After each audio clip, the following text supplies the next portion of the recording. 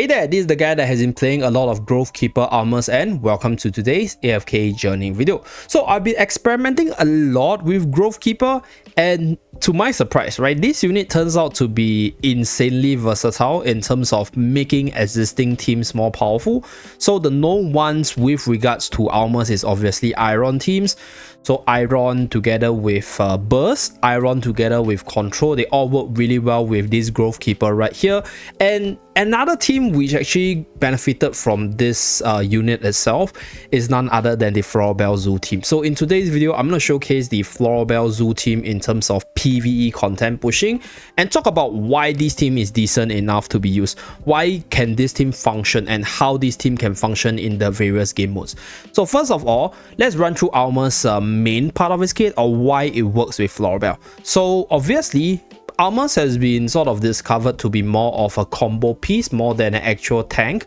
So his best part of the kit is the EX weapon skill Prowling Roots, where if the enemy is knocked down, knocked into the air, or displaced, they will actually get stunned for a longer duration by an additional 2 seconds while receiving additional damage. So there's a cooldown to this skill because we realized that, hey, if there's no cooldown with all the different knockdown, knock up, knock away kind of ability you can combine in one team, it will be quite broken, right? But the thing is, this skill is just good enough to be synergized with existing good units to make that team a lot stronger, right? So Eironn is obviously the very first choice that we think of, and the second unit that I thought of is none other than Florabelle. So Florabelle is actually a pretty decent unit all around, right? Being buffed by the seasonal skill, as well as having a massive AoE CC stun, which is able to knock all enemies into the air.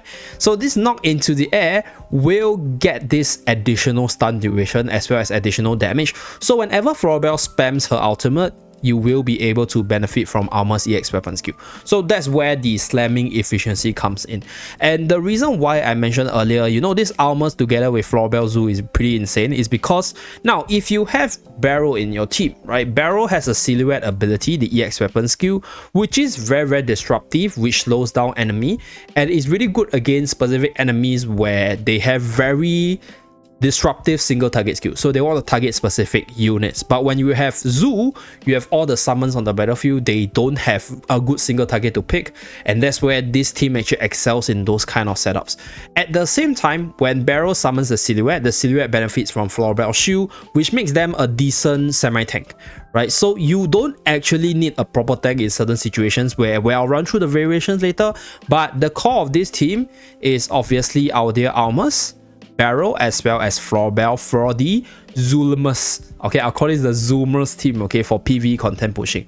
So usually you can obviously pair with Phraesto, which is one of the best tank in the game, and then you can also pair the team up with the Smokey for the support, as well as the third win condition. So in this team, you have two different win conditions.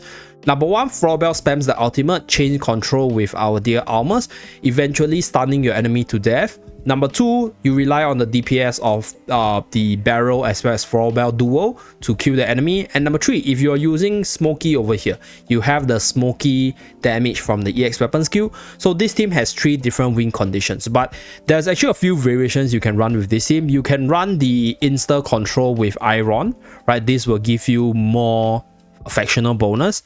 You can also take out Eironn if you think that Eironn is disgusting, I've been running Eironn a lot. Just run the likes of Rowan in this team. So in this team, you still get quite a bit of factional bonus, and then you will be able to cycle through your ultimate a lot faster because Rowan will be able to provide the energy recovery with the ultimate.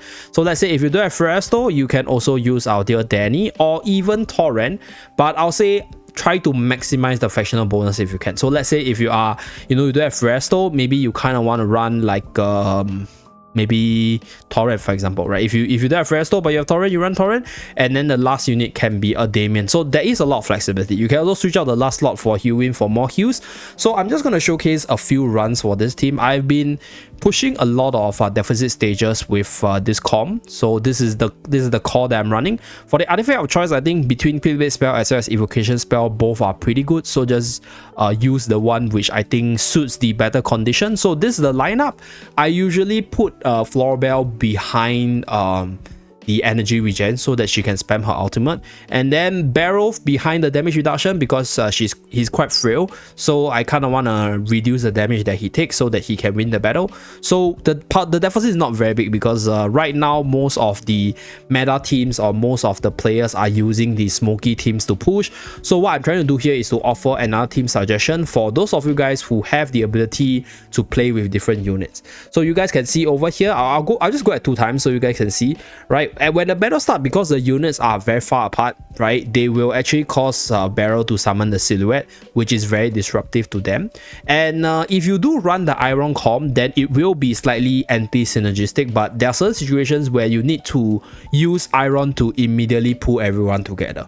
So Alma's job over here is to just provide that Prowling Root ability, right? Since we have our dear Phraesto on the front line, okay, right, Alma's is still not dead. Right, so if let's say now you do have Phraesto, later on I will do another run. So this is a full auto battle, as you guys can see, right? I'm not touching anything, like I'm just talking to you guys as I run through this.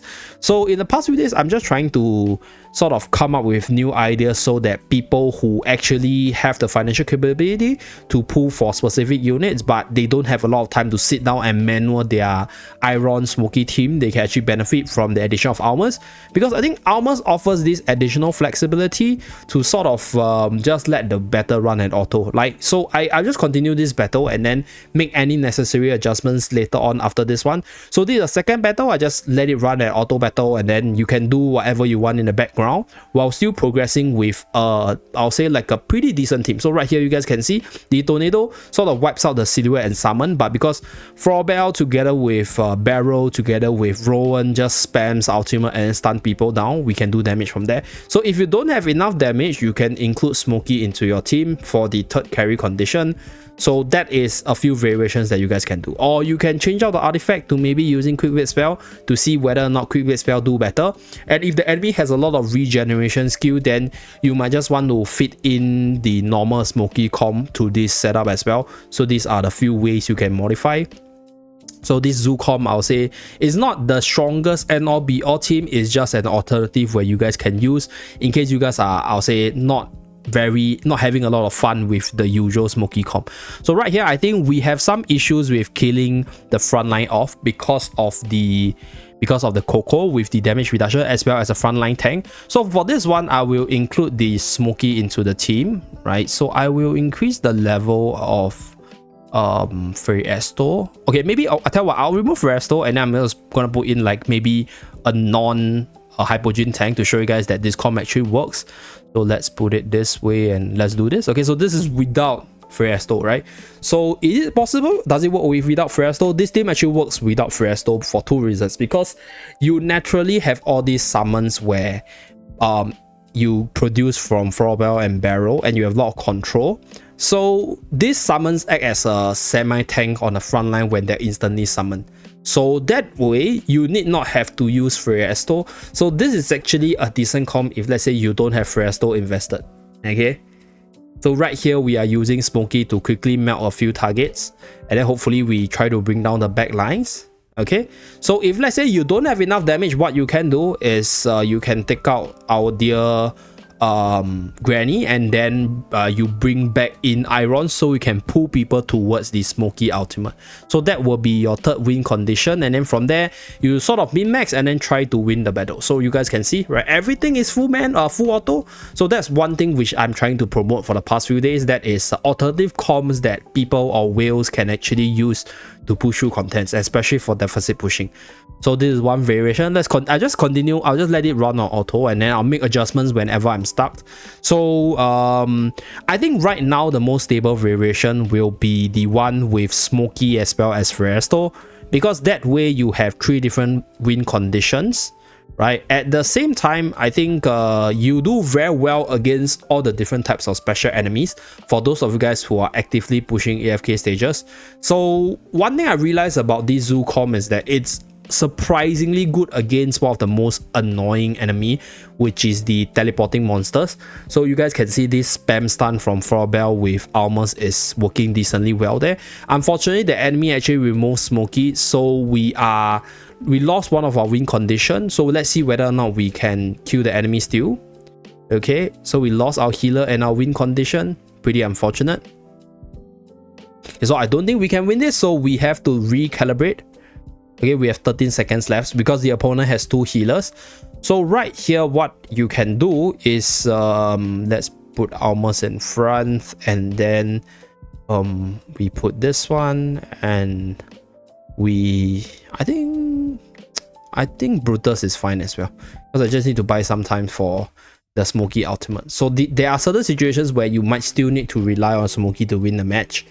So depending on the stage itself, right, you have to make certain modifications, but this floor bell plus barrel plus Auto-Pushing comp works because of that massive chain control ability, right? Then you buy enough time for whatever win conditions you want for your team.